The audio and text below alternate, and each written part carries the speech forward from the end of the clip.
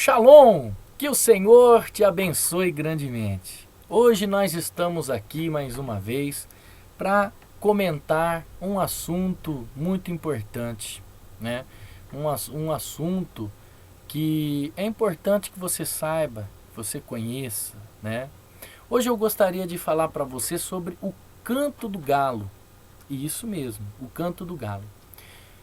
Aqui nas Escrituras Sagradas, o texto bíblico no livro de Lucas, capítulo 22, no versículo 34, diz assim: Digo-te, Pedro, que não cantarás hoje o galo antes que 3 vezes me negues que me conheces.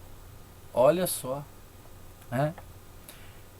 Uma questão interessante que o Messias está dizendo aqui, Jesus está dizendo para Pedro, que antes que o galo cante, 3 vezes Pedro negaria a ele.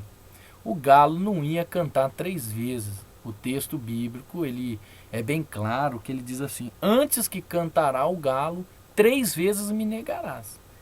Quem nega 3 vezes é Pedro, não o galo canta 3 vezes. Tá?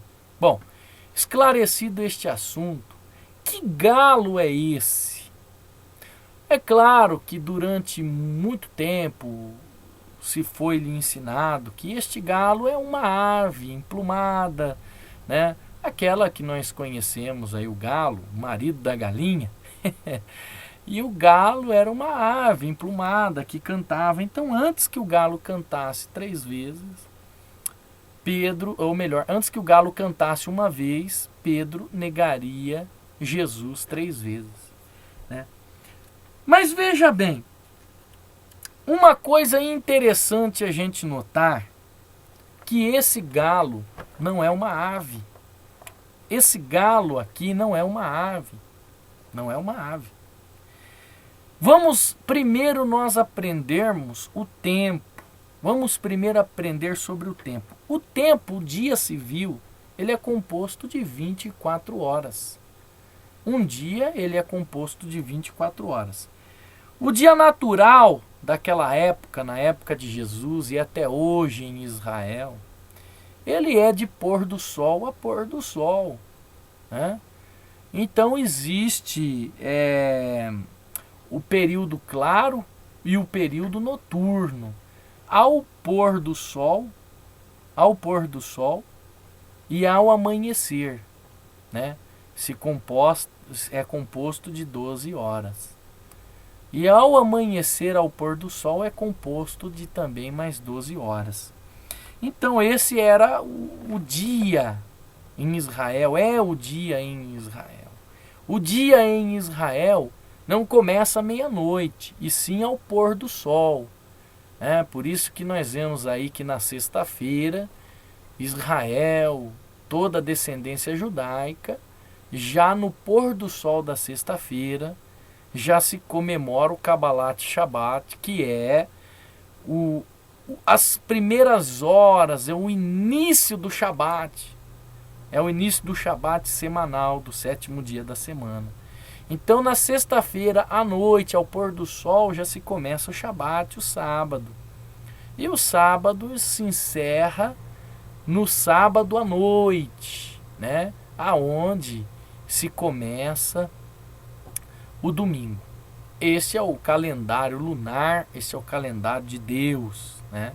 O calendário romano é de meia-noite em diante, de meia-noite a meia-noite, esse é o calendário romano. Mas aqui nas Escrituras Sagradas, o calendário romano ele não tem influência nenhuma diante do calendário de Deus. Então vamos voltar aqui. Nesse tempo, esse período da noite, ele era composto de 12 vigílias, né? Ele era composto, ou melhor, de 12 horas, né? Um período ao pôr do sol até o amanhecer composta de 12 horas, que era dividido em vigílias. E quando se punha o sol, começava-se então um período noturno, do primeiro dia. A primeira vigília, ela se iniciava às 18 horas, falando aqui nesse horário pós-merídium, né? Ele se começava às 18 horas e se encerrava às 21 horas. A segunda vigília, ela começava às 21 horas e ia até às 0 horas, às 24 horas, né? A terceira vigília, ela começava assim, então da meia-noite até as 3 horas da manhã. E este era o período destas vigílias. A quarta vigília, ela começava das 3 da manhã e ela ia até as 6 da manhã, quando se nascia o sol, quando se começava a nascer o sol. E no final da terceira vigília, que era por volta das 3 da manhã, né? Que a gente vê aqui que a terceira vigília é da meia-noite às 3 da manhã. No final da terceira vigília, era no primeiro momento, quando se encerrava a terceira vigília, prestes a começar a quarta vigília, começou o primeiro julgamento de Jesus. Jesus, ele começou a ser julgado naquele exato momento aonde acontecia a troca da escolta de soldados romanos. Cada vigília existia uma troca de soldados romanos para que eles pudessem estar muito bem acordados, muito bem preparados, porque naquela época não se lutava com armas de fogo e nem com canhão. O soldado, ele tinha que ter uma estrutura corporal, o soldado, ele tinha que ter uma estrutura física preparada para combate. E um soldado não podia estar cansado. Hoje o soldado cansado, ele aperta o gatilho, aperta um botão, digita um código numa bomba e está resolvido. Mas naquela época o soldado tinha que ter uma luta corporal contra o inimigo. Por isso esses soldados tinham que estar muito bem descansados, muito bem preparados, para poder desembainhar a sua espada com a sua lança e lutar contra o inimigo, e muitas vezes muita luta corporal. Por isso o soldado, ele era muito bem preparado fisicamente. E ele tinha que ter um descanso. Então nessa troca da vigília, da terceira vigília, quando se iniciava o primeiro julgamento de Jesus, começou ali a troca do turno daquela escolta de soldados que estavam fazendo, né, a guarda ali naquela fortaleza, na fortaleza de Antônia. Existia ali a fortaleza de Antônia, onde os guardas estavam, aquela escolta de guardas estavam fazendo ali a segurança. O palácio de Antônia era a casa do Pôncio Pilatos. Era onde Pôncio Pilatos estava como governador, assumindo essa posição de governador. E essa mudança desta guarda, da terceira vigília, ela tinha um nome. O corneteiro, ele assoava a trombeta. E aquela trombeta, aquela buzina, anunciava-se então que era o momento, a hora da guarda do turno de soldados. E este toque desta trombeta, da terceira vigília, às 3 da manhã, esse toque que acontecia às 3 da manhã, ele se chamava Galicinium. Estou até confundindo um pouco aqui esta palavra, mas ela se chamava Galicinium. Estou falando aqui no grego, porque estas escritas vieram do grego, e ela é um pouco em formas de desenho, né? Essas letras gregas parecem desenhos, né? Então veja bem, o que isso significa? No exército brasileiro, se você já serviu, prestou serviços às Forças Armadas Brasileiras, no Exército Brasileiro, quando o corneteiro toca para despertar os soldados, né? Logo pela manhã, quando o corneteiro toca para despertar os soldados, aquele toque tem um nome, né? Aquele toque tem um nome. E o corneteiro, ele pega aquela corneta e toca. E não é o toque da corneta, se chama toque da alvorada, né? Toque da alvorada. Este é o nome do toque que aquele corneteiro toca. Aqui é a mesma coisa. O que acontece? Na terceira vigília, ao encerrar a terceira vigília, às 3 da manhã, o corneteiro, ele tocava um toque que se chamava o canto do galo. Esse toque se chamava o canto do galo, porque era às 3 da manhã, se ocorria às 3 da manhã. Então, o que Jesus está dizendo para Pedro aqui era o seguinte: olha, Pedro, antes que o corneteiro toque, antes que se encerre a terceira vigília, 3 vezes me negarás. 3 vezes me negarás antes que se toque o canto do galo, que é o encerrar da terceira vigília. Quando Jesus ia começar a ser julgado. Jesus falou assim: antes que eu comece a ser julgado, antes que eu entre em julgamento, você já me negou 3 vezes. Então esse canto do galo não é uma ave, e sim um toque, né, que se chama o canto do galo. Para a gente entender mais esse texto, por causa que a Bíblia, né, essas traduções que nós temos aqui nas nossas mãos, foi um pouco até forçada, mas quem entende do que se trata, lê. Por isso que é importante se conhecer cultura judaica, se conhecer a cultura judaica antes de se estudar a teologia. Olha só, Marcos capítulo 13, né, lá no livro de Marcos capítulo 13, no versículo 35, a palavra diz assim: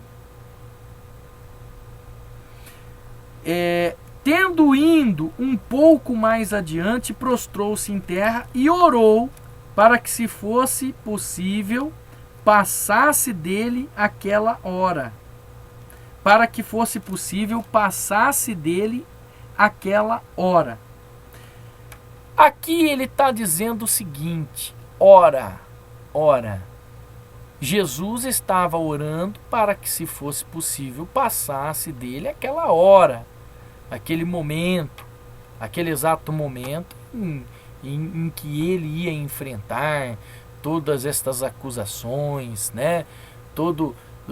Toda essa perseguição que o Machia teve, né? Então, o cantar do galo no texto original, nós lemos esta versão da seguinte forma: livro de Lucas, no grego, no original, no capítulo 22, o versículo 34, lembrando que o texto original não existe capítulos e nem versículos. Capítulos e versículos foram acrescentados pelo tradutor da Bíblia para que se fique fácil a localização dos textos. Mas no texto original não existe capítulos e nem versículos. E diz assim, olha: digo-te, Kefa, né, Pedro, que não acontecerá o canto do galo hoje antes que 3 vezes me negue. Não acontecerá o canto do galo, o corneteiro não irá tocar antes que 3 vezes você me negue. Então, antes que acabe a terceira vigília, 3 vezes você vai me negar. É o que Jesus está dizendo aqui para Pedro. Mas João Ferreira de Almeida traduziu esses textos dizendo o seguinte: não cantará hoje o galo. Não cantará hoje o galo. Mas, de acordo com o texto bíblico que diz aqui, diz assim, Marcos capítulo 13, versículo 35. Entenda um pouquinho sobre o canto do galo. Olha só. Vigiai, pois, porque não sabeis quando virá o Senhor da casa. Olha só que Jesus está dizendo assim, vigiai porque vocês não sabem quando o Senhor da casa volta. Ele está dizendo aqui da volta final dele. Ele está dizendo, vocês têm que estar em vigilância constante, porque vocês não sabem quando que o dono da casa vai voltar. E aí ele diz assim, se é à tarde, vocês não sabem se é à tarde. Ele está dizendo aqui no período da tarde, no período das 12 horas do sol. Né? Se é à meia-noite, quando começa a vigília da meia-noite, à meia-noite. Ou se é ao cantar do galo. Você vê que o próprio Jesus, ele usa o texto aqui, tarde, meia-noite e o cantar do galo como uma hora. O cantar do galo era conhecido como as 3 horas da manhã. Então, ao invés de falar às 3 da manhã, eles falavam o canto do galo. O canto do galo. Aqui no Brasil, se é acostumado a dizer assim, a pessoa dorme cedo, vai dormir com as galinhas e acorda com as galinhas. É um costume, né? Vai dormir com as galinhas e acorda com as galinhas. Então, esse também era uma questão. Né? Então, ele dizia assim, se é à meia-noite ou se é ao cantar do galo. Ou se é pela manhã. Confere aí Marcos capítulo 13, versículo 35. Se é ao cantar do galo ou se é pela manhã. Então você vê que coisa interessante, que o canto do galo aqui não se tratava de um animal, né? O canto do galo era uma divisão de tempo. Divisão de tempo, quando se encerrava a terceira vigília e começava a quarta vigília, quando se havia uma troca do turno da guarda, aonde o corneteiro tocava o canto do galo, como aqui no Brasil, o exército brasileiro canta o toque da alvorada. Lá é o canto do galo, né? É o canto do galo. Então o canto do galo, ele marcava a terceira vigília romana, o encerrar da terceira vigília romana para a quarta vigília romana. Agora você já está sabendo, agora você já está ciente desse texto. Né? Procure estudar mais, né? Procure observar mais. O intuito desse estudo é esclarecer você dos textos bíblicos. E uma coisa muito importante, quando se for fazer uma aula de teologia, é muito bom se estudar, aprender, né? Mas é necessário, primeiramente, se conhecer a cultura judaica para que você saiba o significado de cada palavra, né? Para que não haja aquelas confusões, que não haja, cada um interpreta de um jeito. Não. A Bíblia não é para ser interpretada cada um de um jeito. A Bíblia é para ser interpretada de acordo com a revelação do Espírito Santo. Mas é necessário estudar. Né? Eu preciso passar na faculdade. A gente precisa passar na faculdade, a gente precisa estudar para passar na faculdade. Eu preciso de uma habilitação. E a gente precisa estudar para fazer a prova no Detran, ter uma habilitação. Para tudo se precisa estudar. E a Bíblia, ela foi escrita de judeu para judeu. Não podemos esquecer que o Brasil é uma nação que existe há 500 anos. Né? Quando a Bíblia foi escrita, o Brasil nem existia ainda. E nós temos uma língua de duplas referências. Então nós temos que tomar cuidado. Então nós temos que entender o significado, né, da cultura judaica para poder interpretar os textos. Mas muito obrigado pela sua atenção, que o Eterno te abençoe grandemente e até o nosso próximo estudo. Deus te abençoe.